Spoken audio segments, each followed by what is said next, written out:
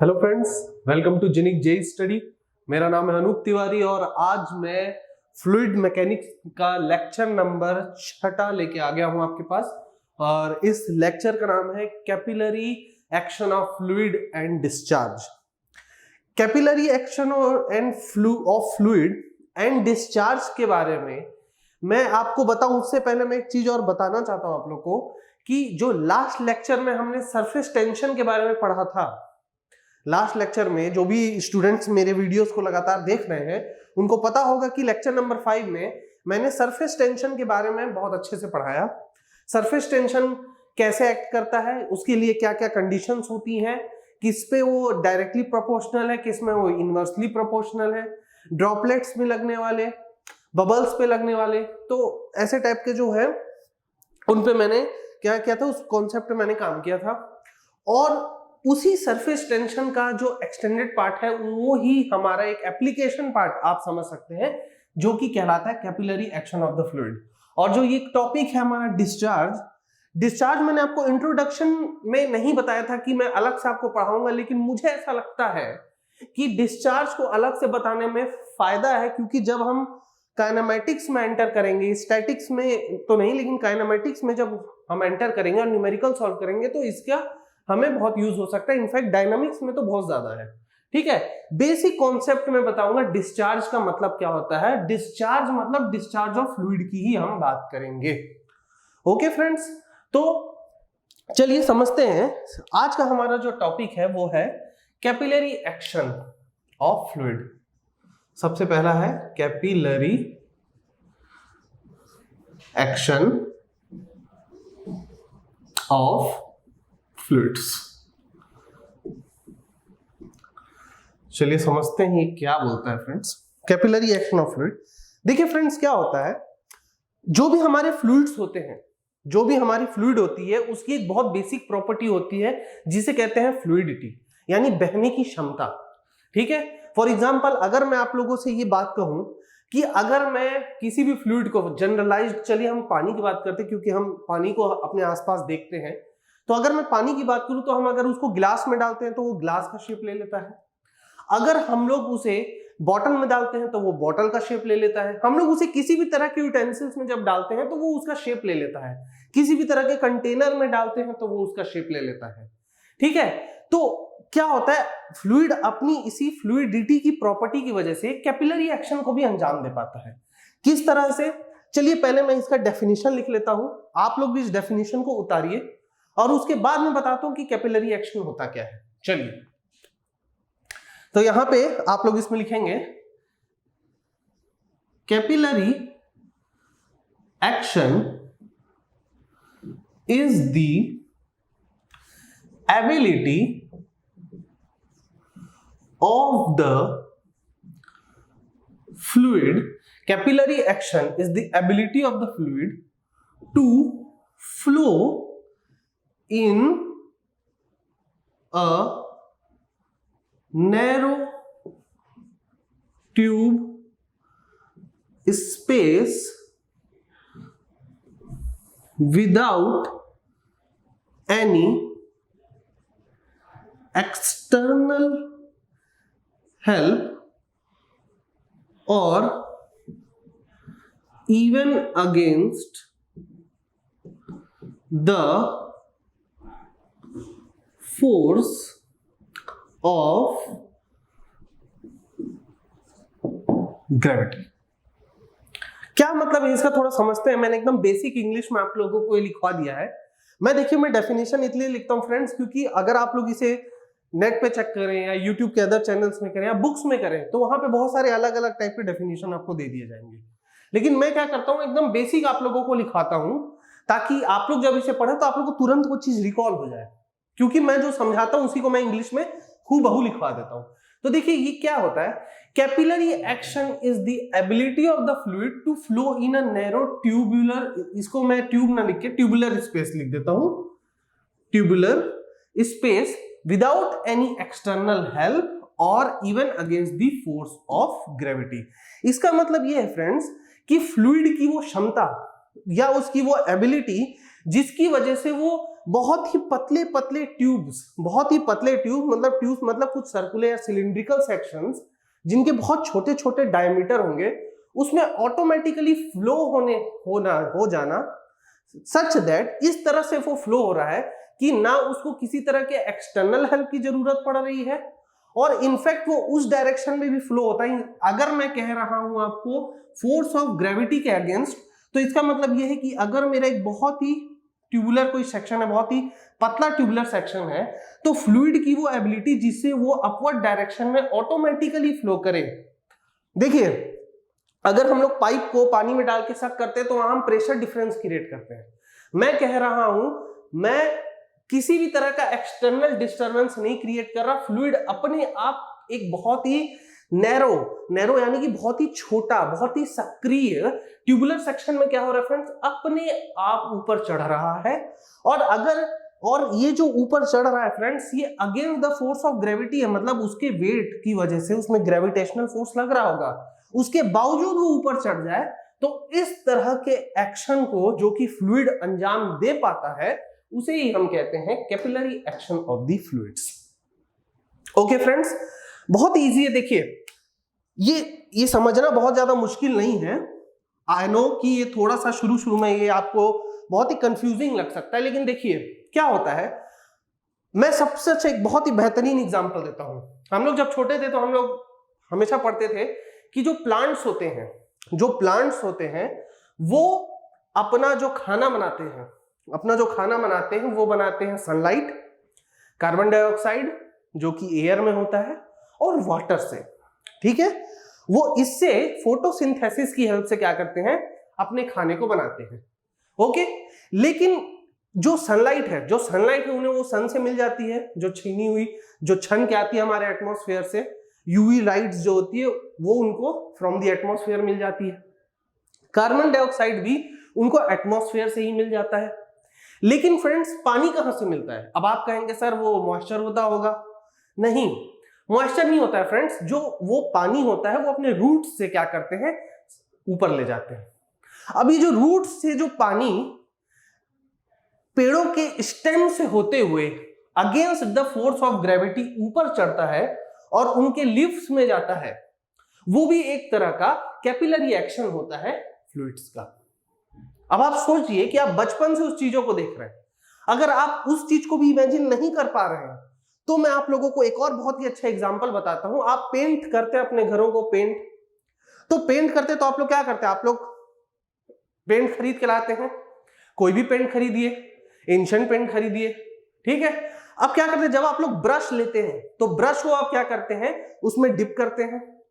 तो आप लोग देखते हैं कि आप लोग पूरा ब्रश को डिप नहीं करते हैं, फिर भी क्या होता है, जो पेंट होता है वो क्या होता है, ब्रश के पूरे जो हेयर्स होते हैं उसमें ऑटोमेटिकली वो ऊपर तक सक इन हो जाता है ऑटोमेटिकली। आप तो कोई उसमें फोर्स नहीं लगा रहे उस पानी को खींचने, उस फ्लूइड को खींचने के लिए, लेकिन ऑटोमेटिकली वो पेंट ब्रश को पूरी तरह से क्या करता है, उसमें पूरी तरह से चढ़ जाता है।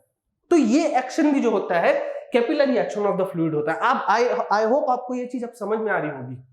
मतलब क्या हो रहा है कि नैरो स्पेस में ऑटोमेटिकली पानी का ऊपर चढ़ना, ऑटोमेटिकली बिना किसी एक्सटर्नल हेल्प के, और even against the force of gravity को ही हम क्या कहते हैं, capillary action of the fluid. I hope आप लोगों को ये टॉपिक समझ में आया होगा। ठीक, अब देखिए capillary action of the fluid के लिए देखिए क्या था फ्रेंड्स, इसका एक और जो पॉइंट बहुत इंपॉर्टेंट है वो ये है, जो सेकंड पॉइंट इसका है, जब हम सरफेस टेंशन की बात करते थे तो सरफेस टेंशन में मैंने आप लोगों को ये बात समझाई थी कि सरफेस टेंशन कोहेसिव फोर्स पे ही डिपेंड करता है। क्या बोला था मैंने, सरफेस टेंशन कोहेसिव फोर्स में ही डिपेंड करता है, लेकिन जो हमारा कैपिलरी एक्शन होता है वो कैपिलरी एक्शन हमारा capillary action depends on both cohesive and adhesive force. यानी कि जो कैपिलरी एक्शन होता है वो हमारा cohesive as well as adhesive force दोनों पर काम करता है। अब ये कैसे होता है, देखिए कोहेसिव, क्योंकि ये एक सरफेस टेंशन फिनोमिना है तो और सरफेस टेंशन कोहेसिव फोर्स पर डिपेंड करता है, तो मैं ये डायरेक्टली बोल सकता हूं कि कैपिलरी एक्शन मेरा कोहेसिव फोर्स पर डिपेंड कर रहा है।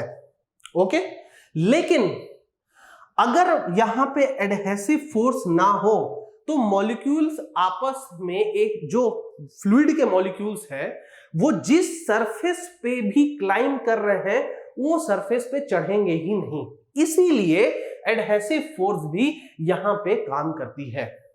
Of course surface tension and surface tension, यहां पे सरफेस टेंशन तो है ही, बिना सरफेस टेंशन के ये पॉसिबल नहीं होगा। सरफेस टेंशन का ही एक एप्लीकेशन पार्ट है कैपिलरी एक्शन। तो सरफेस टेंशन में ये आपका कोहेसिव फोर्स तो लग ही रहा है, लेकिन फ्लूइड के मॉलिक्यूल्स और जो सरफेस होता है जिसपे भी फ्लूइड क्लाइंब अप करता है उसमें भी कुछ ना कुछ मॉलिक्यूलर अट्रैक्शन होने की वजह से यहां एक एडहेसिव फोर्स भी काम करता है। ओके, तो अगर यहां पे एडहेसिव फोर्स और कोहेसिव फोर्स दोनों काम कर रहा है तो हम लोग ये कह सकते हैं कि यहां पे concept of upper meniscus and the concept of lower meniscus भी होगा। वो क्या होता है मैं आपको समझाता हूं। उससे पहले एक और बहुत इंपॉर्टेंट चीज, कैपिलरी एक्शन होने के लिए, कैपिलरी एक्शन होने के लिए जो ट्यूब का डायमीटर होता है, ट्यूब डायमीटर, वो 3 सेंटीमीटर से ज्यादा नहीं होना चाहिए। कैपिलरी एक्शन के लिए जो नैरो ट्यूब, देखिए ये नैरो ट्यूब में ही है, अगर आपका ट्यूब का डायमीटर बहुत ज्यादा होगा तो कैपिलरी एक्शन उसमें पॉसिबल नहीं हो पाएगा। ठीक है, तो ट्यूब का जो डायमीटर होता है वो 3 सेंटीमीटर मैक्सिमम हो सकता है, उससे ज्यादा नहीं हो सकता। ओके फ्रेंड्स, ओके, तो ये 3 बहुत ही इंपॉर्टेंट चीज है capillary action of the fluid को लेके। अब मैं आप लोगों को बताऊंगा, आप लोग ने जब आप इंजीनियरिंग कॉलेज के फर्स्ट ईयर में रहे होंगे या जो डिप्लोमा लेवल के भी बच्चे रहे होंगे, उन्होंने पढ़ा होगा कैपिलरी ट्यूब के बारे में। किसके बारे में पढ़ा होगा? Capillary tube. Capillary tube glass की वो एक पतली सी ट्यूब होती है जिसे फ्लूइड में जैसे ही डुबाया जाता है थोड़े से हाइट के लिए, तो उस ट्यूब के बीच में जो स्पेस होता है उसमें ऑटोमेटिकली फ्लूइड बहुत हाइट तक चढ़ जाता है। आपने ये चीज देखा होगा। ओके, तो यहां पे जो मैं बात कर रहा हूं हाइट, अब मैं जो यहां पे जो कैपिलरी एक्शन का जो यहां पे अब मैं नया चीज डिस्कस कर रहा हूं वो है हाइट ऑफ कैपिलरी ट्यूब। यहां पे हम किसकी हाइट की बात कर रहे हैं? वो फ्लूइड के हाइट की बात कर रहे हैं जो कि कैपिलरी ट्यूब पे क्या हुआ है, क्लाइंब किया है। तो चलिए मैं एक बहुत ही बेसिक सा डायग्राम बना देता हूं। आप लोगों के पास क्या होता है, एक कंटेनर जैसा जो भी होता है उसमें क्या होता है, फ्लूइड होता है, और उस फ्लूइड में हम लोग कैपिलरी ट्यूब को क्या करते हैं, लगाते हैं। और ये कैपिलरी ट्यूब का जो डायमीटर है ये बहुत ही छोटा होता है, बहुत ही पतला होता है। एक तो वो ट्यूब ग्लास का होता है, वो बहुत ही छोटा होता है, वो बहुत ही नैरो सा उसमें स्पेस होता है।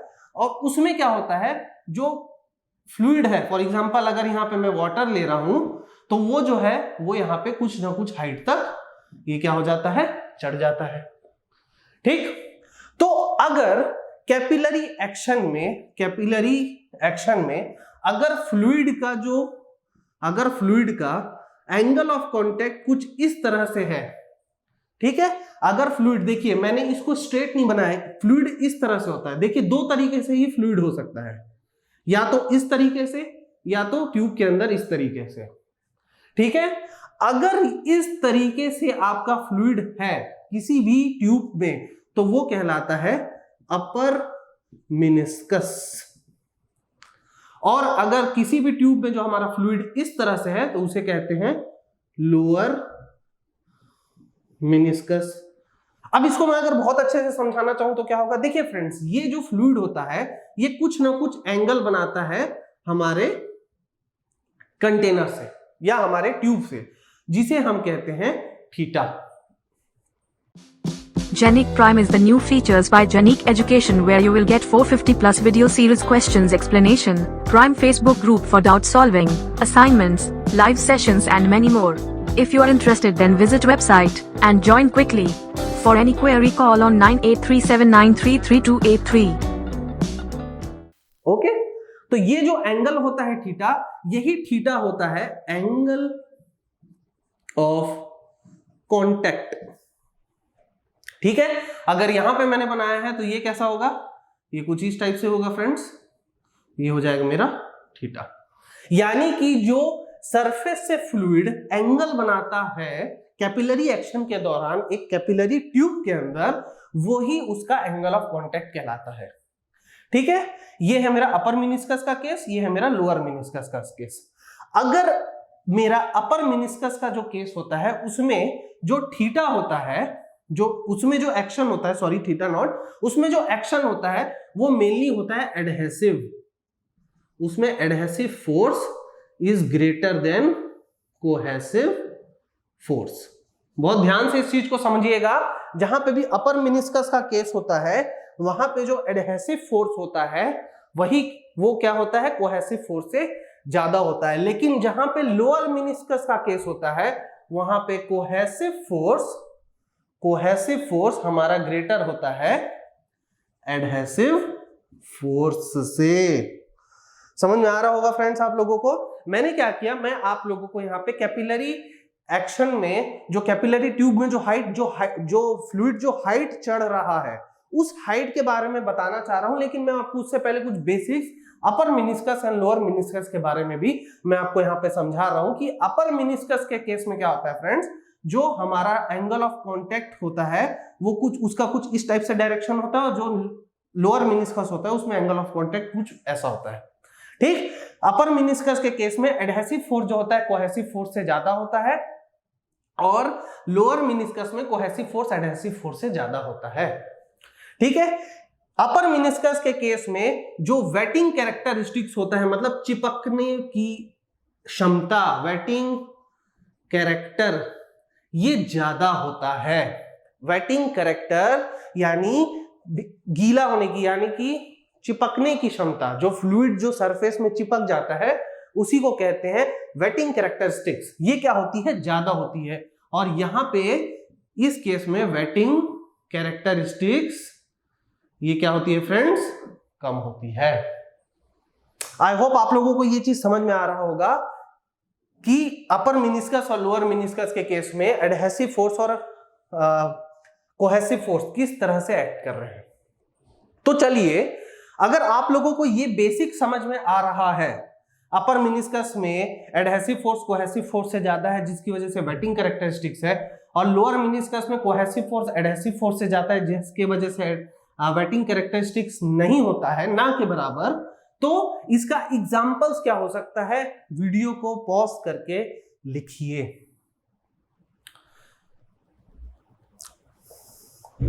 आई होप आप लोगों ने वीडियो को पॉज करके इसका एग्जांपल नहीं लिखा होगा, और नहीं भी लिखा होगा। अगर नहीं भी लिखा होगा तो मैं आप लोगों को एक चीज बता देता हूं, आप लोग को खुद पता है कि कौन सा ऐसा फ्लूइड होता है जो सरफेस में चिपक जाता है, वो होता है वाटर। तो इसका एक बहुत ही कॉमन एग्जांपल है वाटर एंड ग्लास, ये इसका एग्जांपल होता है। और जो यहाँ पे कोहेसिव फोर्स, जहां पे एडहेसिव फोर्स से ज्यादा होता है, जहां पे वेटिंग कैरेक्टरिस्टिक्स नहीं होता है, उसका सबसे अच्छा एग्जांपल होता है टेम्परेचर वाला थर्मामीटर, यानी सेल्सियस थर्मामीटर कहें या कॉमन थर्मामीटर कहें। तो थर्मामीटर में कौन सा फ्लूइड होता है, थर्मामीटर में होता है मरकरी एंड ग्लास। ये आप पॉइंट्स 5 से 6 पॉइंट अपर मेनिस्कस और लोअर मेनिस्कस के लिए नोट डाउन कर सकते हैं। ओके, तो आई होप आप लोगों को ये चीजें समझ में आई होगी कैपिलरी एक्शन के बारे में। लेकिन अभी भी ये चीज खत्म नहीं हुई, तो आप लोग क्या करिए, इस चीज को पूरा लिख लीजिए।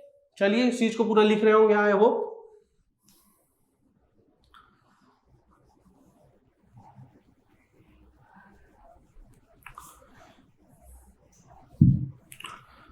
चलिए आगे चलते हैं। तो देखिए फ्रेंड्स, यहां पे क्या हो रहा है, यहां पे कुछ एंगल ऑफ कांटेक्ट होता है मेरा, और यहां पे जो सरफेस होता है, सरफेस में लिक्विड के इंटरफेस में सिग्मा काम करता है, यानी सरफेस टेंशन लग रहा होता है।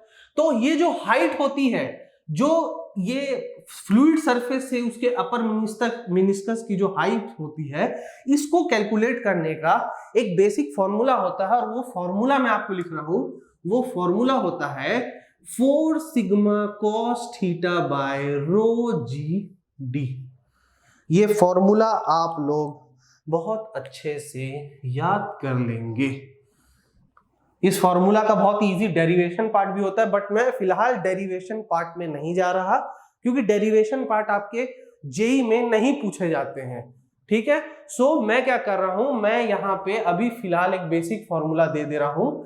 वो है height in a capillary action या height of a capillary fluid in the capillary tube is given as 4 sigma cos theta by rho g d। अब यहां पे क्या है देखते हैं। सिग्मा होता है friends surface tension of the fluid.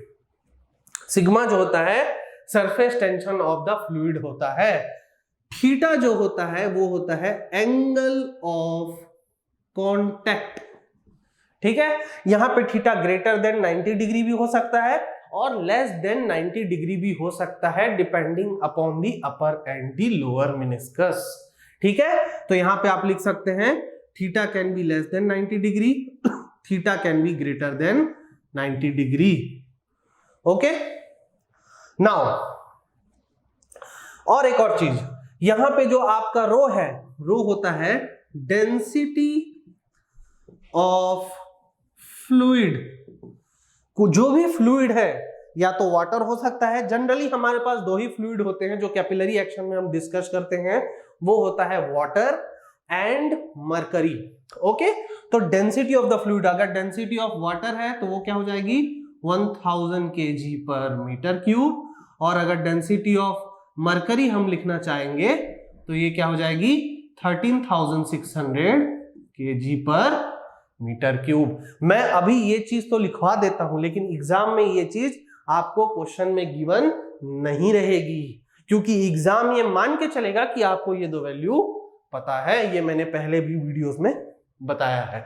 उसके बाद है जी होता है friends acceleration due to gravity की वजह से जो एक्सेलरेशन लगता है उसी को हम कहते हैं एक्सेलरेशन ड्यू टू ग्रेविटी, और इसकी वैल्यू होती है 9.81 metre per second square, okay friends.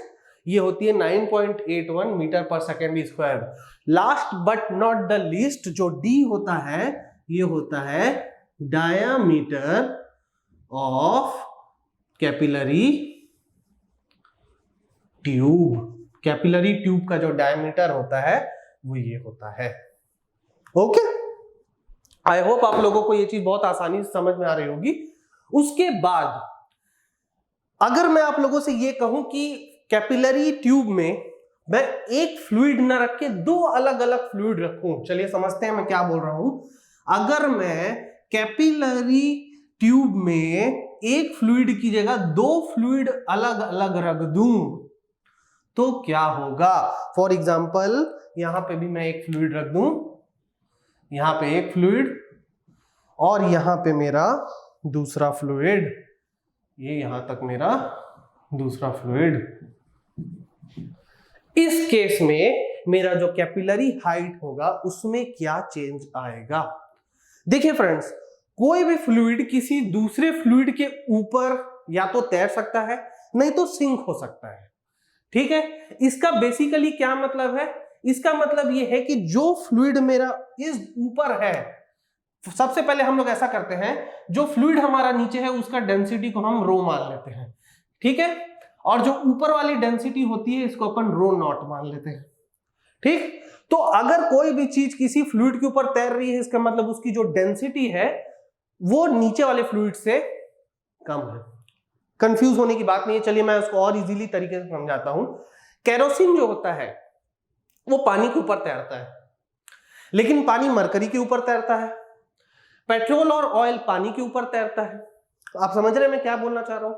अगर दो अलग अलग फ्लूइड है और वो दो फ्लूइड एक दूसरे के ऊपर है, तो इसका मतलब यह है कि जो फ्लूइड नीचे है यानी कि जो सिंक कंडीशन में है उसकी डेंसिटी उस फ्लूइड से जो कि फ्लोट कंडीशन में है उससे ज्यादा होगी। इसका मतलब यह है कि जो नीचे वाला फ्लूइड है जिसकी डेंसिटी मैंने रो ली है वो मेरी रो नॉट से ज्यादा होगी। ओके, बेसिक एकदम क्लियर। तो इस केस में जो कैपिलरी हाइट है वो फ्रेंड्स दिया जाता है 4 sigma cos theta upon rho minus rho not G D.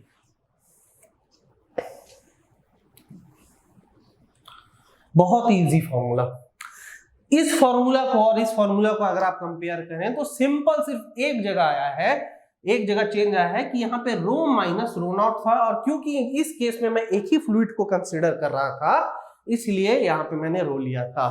आप लोग जब नोट्स बनाएंगे तो इसको सेपरेटली ड्रॉ करेंगे। अगर आप लोग ने एक ही डायग्राम में इन दोनों को बना लिया तो इस केस में आप कंफ्यूज हो जाएंगे। मैं समझाने के पर्पस से फ्रेंड्स यहाँ पे एक ही डायग्राम में 2 बार अलग अलग इस चीज को बना लिया। पहले आप एक फ्लूइड के लिए बनाएंगे, उसके बाद आप दूसरी फ्लूइड के लिए भी इस चीज को ड्रॉ करेंगे। ओके फ्रेंड्स, तो यहां पे जो तीसरा इंपॉर्टेंट पॉइंट है जो मैं आपको लिखवाना चाह रहा हूं कि मैंने जैसा कि आप लोगों से कहा कि कैपिलरी एक्शन के लिए 2 मेनली फ्लूइड हम कंसीडर करते हैं। कौन कौन से? दो फ्लूइड ही कैपिलरी एक्शन के लिए हम कंसीडर करते हैं न्यूमेरिकल्स में। एक होता है हमारा वाटर और दूसरा हमारा होता है मरकरी। तो यहां पे आप लोगों को एक चीज ये ध्यान देना होगा कि थीटा यानी angle of contact for water ये होता है 0 डिग्री। ओके, और थीटा फॉर Hg जो हमारे कैपिलरी एक्शन के लिए जो थीटा रिक्वायर्ड होता है वो होता है 128 डिग्रीज। मैंने कहा था कि 90 डिग्री से ऊपर हो सकता है, तो ये हुआ हमारा 90 डिग्री से ऊपर, और 90 डिग्री से कम हो सकता है तो ये देखिए ये रहा 90 डिग्री से कम। ओके फ्रेंड्स, सो इसीलिए इस केस में अगर थीटा 90 डिग्री से कम है तो मैंने कहा था ये वाटर के लिए तो ये कैसा बनेगा? अपर मिनिस्कस। तो अपर मिनिस्कस में ये कैसा होगा? इसका जो एंगल ऑफ कांटेक्ट होगा ये हमारा ट्यूब के साथ बिल्कुल फ्लैट होगा। ठीक है, आप आई होप आप लोगों को ये चीज समझ में आ रही होगी। तो थीटा फॉर वाटर जो हम लेंगे वो लेंगे 0 डिग्री और थीटा फॉर मरकरी जो हम लेंगे वो लेंगे 128 डिग्री। ओके, चलिए, तो आई होप आप लोगों को capillary action of the fluid बहुत अच्छे से समझ में आ गया होगा। कैपिलरी एक्शन क्या होता है, क्या क्या उसके लिए कंडीशन होता है, ट्यूब का डायमीटर कितना होना चाहिए, कैपिलरी एक्शन में जो कैपिलरी ट्यूब हम कंसीडर करते हैं उसमें जो फ्लूइड जो हाइट तक चढ़ता है वो हाइट की वैल्यू कितनी होनी चाहिए, 2 अलग अलग फ्लूइड के लिए हाइट की कितनी वैल्यू होनी चाहिए। इस टॉपिक में आपको ये बात समझ में आ गई। अब हम लोग जो नेक्स्ट चीज एक बेसिक जो आज डिस्कशन करेंगे वो एकदम बेसिक है, उसमें बहुत ज्यादा टाइम नहीं लगेगा फ्रेंड्स, वो है द कॉन्सेप्ट ऑफ डिस्चार्ज। चलिए समझते हैं क्या होता है ये। जो हमारा नया टॉपिक है वो है डिस्चार्ज ऑफ फ्लूइड।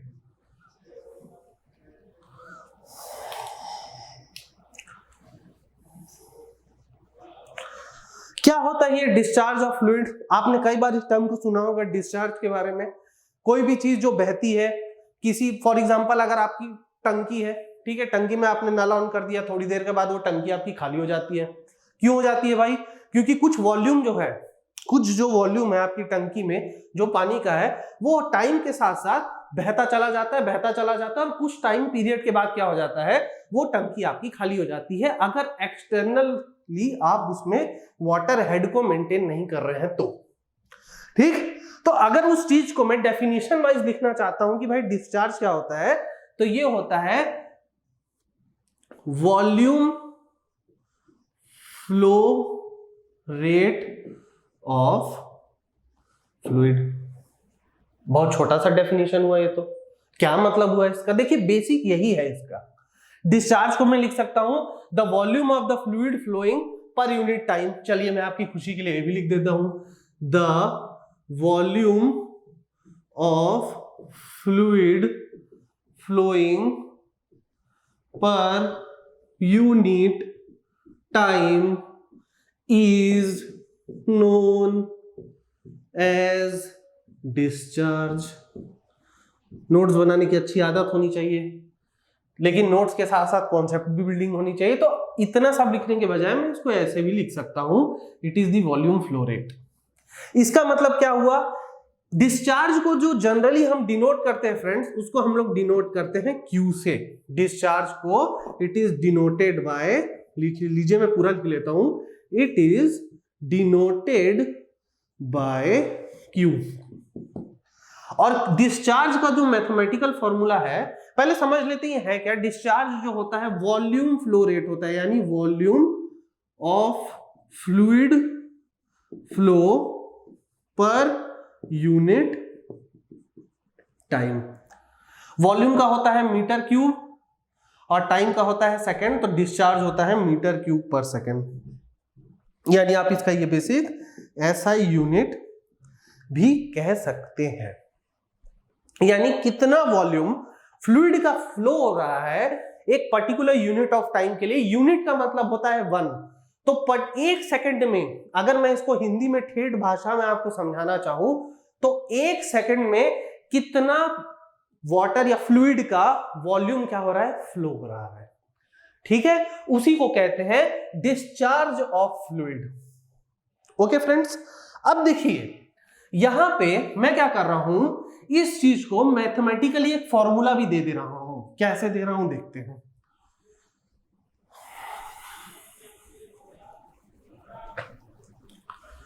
बहुत ध्यान से समझिएगा, ये बहुत ही इंटरेस्टिंग टॉपिक है, बहुत ही बेसिक टॉपिक है, लेकिन काफी इंटरेस्टिंग टॉपिक है डिस्चार्ज।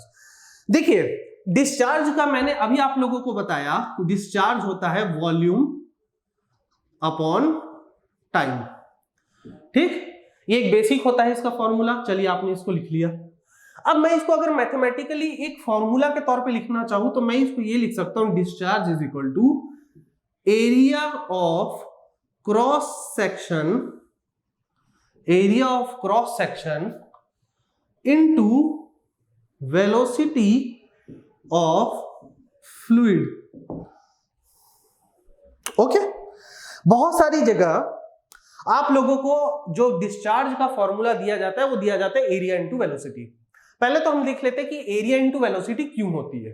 क्या ये फॉर्मूला मैंने आप लोगों को बताया था, अगर आप लोगों को फॉर्मूला चेक करना है कि सही है कि नहीं, तो आप लोग क्या करेंगे, उसका एसआई यूनिट यानी इंटरनेशनल सिस्टम ऑफ यूनिट को क्या करेंगे, मैच करेंगे। तो चलिए मैच करते हैं। डिस्चार्ज का होता है metre cube per second is equal to area. Area का क्या होता है friends, metre square, into velocity का क्या होता है फ्रेंड्स, मीटर पर सेकेंड। तो डिस्चार्ज का जो एसआई यूनिट है वो क्या हो जाएगा, एरिया इंटू वेलोसिटी, ये हो जाएगा मीटर स्क्वायर इंटू मीटर, ये हो जाएगा metre cube divided by second. तो ये फॉर्मूला बिल्कुल सही है। अगर ये फॉर्मूला सही है, और जनरली आपको बुक्स में यही कहा जाता है कि डिस्चार्ज होता है area into velocity, area into velocity, actually वो एरिया नहीं होता, वो होता है area of the cross section. क्यों area of the cross section? देखिए अगर मैं एक पाइप कंसीडर कर रहा हूं, अगर मैं क्या कर रहा हूं फ्रेंड्स, एक पाइप कंसीडर कर रहा हूं, और इस पाइप में मैं ये मान के चल रहा हूं कि कुछ फ्लूइड फ्लो हो रहा है, तो फ्लूइड कहां से फ्लो होगा, from initial point two final point. ठीक है, कोई ना कोई इनिशियल पॉइंट होगा जहां से पानी बहना स्टार्ट किया, और फाइनल पॉइंट में क्या हुआ, वो वाटर बाहर आ गया। अगर मैं इस पाइप से, इस पाइप का क्रॉस सेक्शन एरिया देखूं यहां पे अपनी आंखों को लगा के, अगर यहां से मैं अपनी आंखों को लगा के इस पाइप को देखूं, तो ये पाइप कैसा दिखेगा मुझे, सर्कुलर सेक्शन दिखेगा। ठीक है, सर्कुलर दिखेगा। देखिए ये पाइप को मैं चौकोर मतलब एक स्क्वायर जैसा भी बना सकता हूं, पर जनरली आप लोग जो पाइप यूज करते हैं वो कैसा यूज करते हैं, सर्कुलर। ठीक, तो ये क्या हुआ, ये सर्कुलर सेक्शन इस पाइप का एक्चुअली में क्या हुआ, क्रॉस सेक्शन हुआ कि नहीं हुआ। देखिए मैं क्या कर रहा हूं, इस पाइप को मैं यहां से आप लोगों को इमेजिन कराने की कोशिश कर रहा हूं। ये जो पाइप है, ये देखिए जैसे ये मेरा पाइप है, तो पाइप को मैं यहां से देख रहा हूं फ्रेंड्स। अगर मैं यहां से देख रहा हूं तो ये पाइप आपको कैसी दिखेगी, एक सर्कुलर दिखेगी। तो इसी क्रॉस सेक्शन का एरिया हम लेंगे, उसको हम लोग इस फ्लूइड के फ्लो से क्या कर देंगे, उसकी वेलोसिटी से मल्टीप्लाई कर देंगे, तो वो आपका निकल के आ जाएगा डिस्चार्ज। समझ में आया फ्रेंड्स?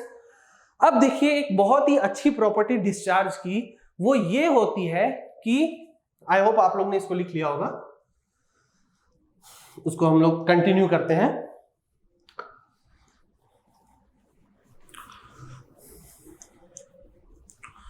देखिए डिस्चार्ज का मैंने कहा था Q is equal to area into velocity, और जो एरिया होता है वो एरिया होता है मेरा क्रॉस सेक्शनल एरिया।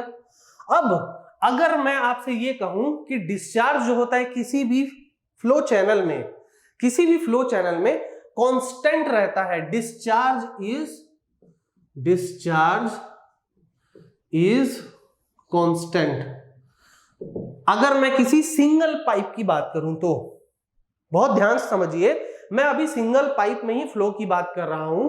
अगर मैं सिंगल पाइप फ्लो, यहां पे मैं लिख देता हूं सिंगल पाइप फ्लो, नहीं तो बहुत सारे लोग मुझे कहेंगे सर वो पैरेलल पाइप के कॉन्सेप्ट आ जाते हैं। बहुत अच्छी बात है, पैरेलल पाइप में वो डिफर हो जाएगा। मैं अभी उन बच्चों के लिए, देखिए मैं जीरो से पढ़ा रहा हूं, तो मैं ये मान के चल रहा हूं कि आपको डिस्चार्ज के बारे में कुछ नहीं पता। अगर मैं सिंगल पाइप्स के बारे में बात कर रहा हूं तो आप याद रखेंगे कि सिंगल पाइप में आपका डिस्चार्ज हमेशा कांस्टेंट रहता है। अब इसका क्या मतलब हुआ, इसका क्या फिजिकल सिग्निफिकेंस हुआ?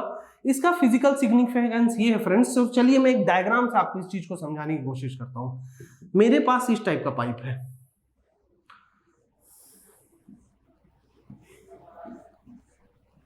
मेरे पास इस टाइप का पाइप है, ये है 0.1, ये 0.2। यहां से मेरा फ्लूइड फ्लो कर रहा है और यहां से फ्लूइड मेरा आउट हो रहा है। ये जो सेक्शन है, ये जो मेरा सेक्शन है, इसका एरिया है A1 और यहां का जो सेक्शन है इसका एरिया है A2। यहां पे जो फ्लूइड फ्लो हो रहा है उसका वेलोसिटी है V1 और यहां पे जो फ्लूइड फ्लो हो रहा है उसका वेलोसिटी है V2। और ये क्या है फ्रेंड, एक सिंगल पाइप है, बिल्कुल एक सिंगल पाइप है, नहीं है? तो अगर ये एक सिंगल पाइप है तो मैं ये कह सकता हूं ये यहां का जो डिस्चार्ज होगा, वो होगा एरिया 1 इंटू V1 और यहां का जो डिस्चार्ज होगा वो होगा एरिया 2 इंटू V2। होगा कि नहीं होगा फ्रेंड्स? यहां का डिस्चार्ज होगा, यहां का एरिया इंटू वेलोसिटी, क्योंकि आपका जो फॉर्मूला है वो तो यही है, एरिया इंटू वेलोसिटी। ठीक है, ये देखिए ये है इसका फॉर्मूला। और यहां पे जो मैं डिस्चार्ज लिख रहा हूं उसको मैं लिख रहा हूं A2 इंटू V2। तो जो मेरा कॉन्सेप्ट है कि डिस्चार्ज कांस्टेंट होता है, तो यहां से मैं लिख सकता हूं Q1 is equal to Q2। यहां से मैं लिख सकता हूं Q1 is equal to Q2। अब ये कैसे पॉसिबल है? इसका मतलब ये है फ्रेंड, देखिए यहां पे एरिया ज्यादा था, यहां पे एरिया कम है, तो मैं ये कह सकता हूं कि यहां पे होने वाली वेलोसिटी यहां पे होने वाली वेलोसिटी से कम है। मतलब जहां पे भी एरिया ज्यादा होगा वहां वेलोसिटी ऑफ द फ्लो कम होगा, और जहां पे भी एरिया छोटा होगा वहां पे वेलोसिटी ऑफ द फ्लो क्या होगा, ज्यादा होगा। अब बहुत अच्छा, इसके लिए भी मैं आपको एग्जांपल बताता हूं। आप लोग गाड़ी धोते होंगे, गाड़ी धोते हैं तो आपके पापा बोलते हैं बेटा पाइप ला दे और मार वहां से, तो आप लोग क्या करते हैं, तेजी से साफ करने के लिए पाइप का मुंह को थोड़ा सा बंद कर देते हैं।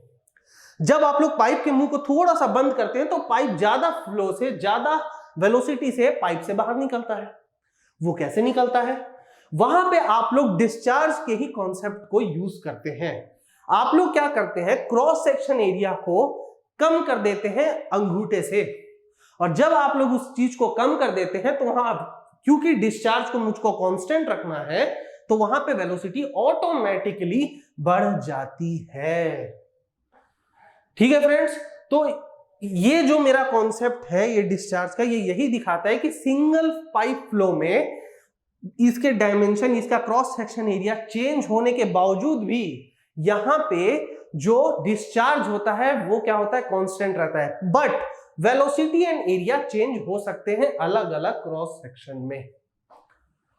ठीक है फ्रेंड्स, तो आई होप आप लोगों को डिस्चार्ज का भी बेसिक कॉन्सेप्ट समझ में आया होगा। देखिए फ्रेंड्स, ये बिल्कुल बेसिक है, अगर मैं डिस्चार्ज में जाऊं तो बहुत बड़ा कॉन्सेप्ट है।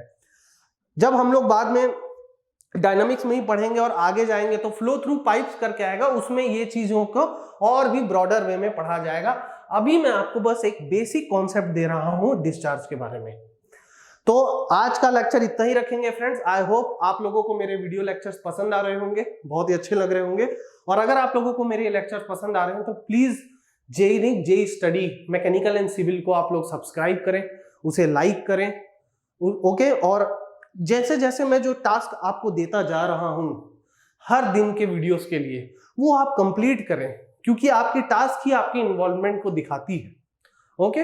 सो जो नेक्स्ट लेक्चर है, यहां पे आप लोगों का basic introduction part fluid mechanics का खत्म होता है। नेक्स्ट लेक्चर में मैं फ्लूइड स्टैटिक्स शुरू करूंगा और बहुत ही जल्द हम लोग क्या करेंगे कि कुछ न्यूमेरिकल्स जो कि एग्जाम्स में पूछे गए हैं मैं उसमें भी आऊंगा। लेकिन मैं आप लोगों को थोड़ा टाइम देना चाहता हूं। मैंने अभी तक जो भी पढ़ाया है आप उस चीज को अच्छे से पढ़िए, खुद से क्वेश्चंस को सॉल्व करके देखिए, क्योंकि मैं कम से कम कुछ दिन के बाद तो बहुत सारे क्वेश्चंस का एक पूरा का पूरा क्वेश्चंस का एक बल्क लेके आप लोगों के साथ डिस्कशन करूंगा, खासकर इंट्रोडक्शन के ऊपर। और इसी तरह से हमारा सिलेबस भी क्या होगा, आगे बढ़ता जाएगा। सो आज के लिए इतना ही रखते हैं और कंटिन्यू करते हैं नेक्स्ट लेक्चर में। Thank you so much.